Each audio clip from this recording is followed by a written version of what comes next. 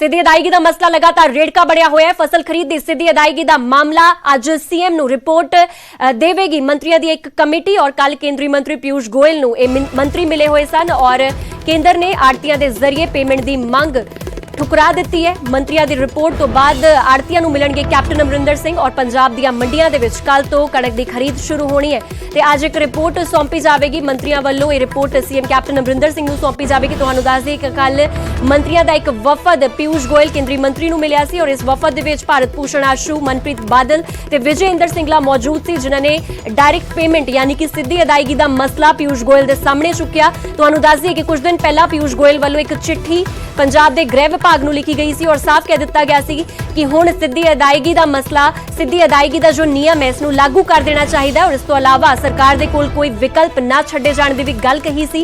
तुहानूं दस दी कि कल जो मीटिंग दूजे गेड़ दी मीटिंग केंद्रीय मंत्री पीयूष गोयल दे नाल इस मंत्रियों के वफद दी रही है, वो भी बिल्कुल बेसिट्टा रही है और हुण इस मीटिंग तो बाद हुणे वेखना होवेगा कि आड़तियां दे नाल गलबात करके कि कोई इस मसले का हल निकल सकता है। इसलिए कैप्टन अमरिंदर सिंह अज खुद आड़तियां नूं मिलणगे।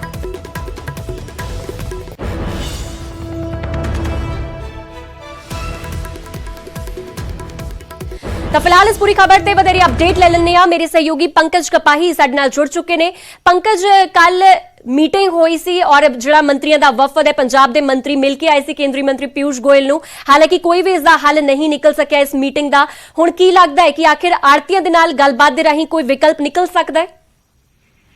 देखो, दो बैठकां पंजाब के मंत्रियों की बकायदा तौर पर केंद्र सरकार के नाल हुई और दोनों बैठकां बेसिट्टा रही ने और कल मंडियां दे विच फसल आनी है और अजिहे च सरकार के कोल ज्यादा विकल्प नहीं बचते। अजिहे च इसे वजह करके जो कल 2 घंटे गलबात मनप्रीत सिंह बादल, भारत भूषण आशू, विजेंद्र सिंगला होरां दी पीयूष गोयल दे नाल हुई है, वो सारा वेरवा जिहड़ा वा सारी रिपोर्ट जिहड़ी है मुख मंत्री कैप्टन अमरिंदर सिंह नूं देण दे लई मंत्री जिहड़े ने उन्हां नाल बैठक कर रहे ने और इस तो बाद कल किस तरीके दे नाल फसल किसानां दी चुकी जाएगी मंडियां दे विच, इस दे उत्ते गलबात जिहड़ी है आड़तियां दे नाल भी पंजाब सरकार दे मंत्री करनगे, मुख मंत्री करनगे और आड़ती एसोसीएशन भी चंडीगढ़ पहुंची हुई है।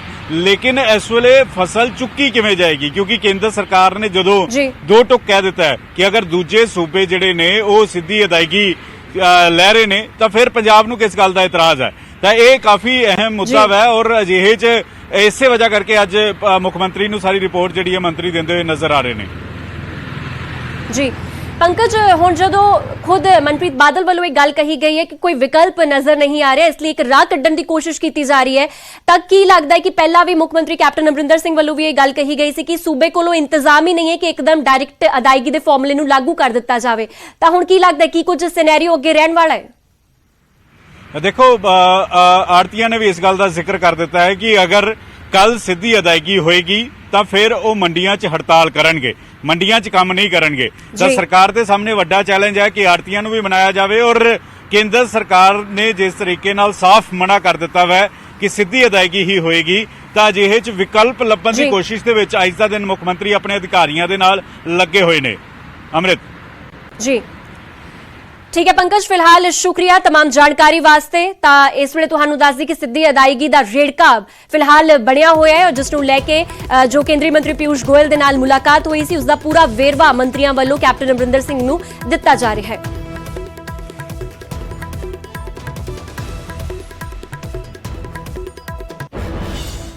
ते कल केंद्र दी सरकार दे नाल खास करके पीयूष गोयल दे नाल मुलाकात हुई सी और इस मीटिंग दे विच कोई भी हल नहीं निकल सकिया।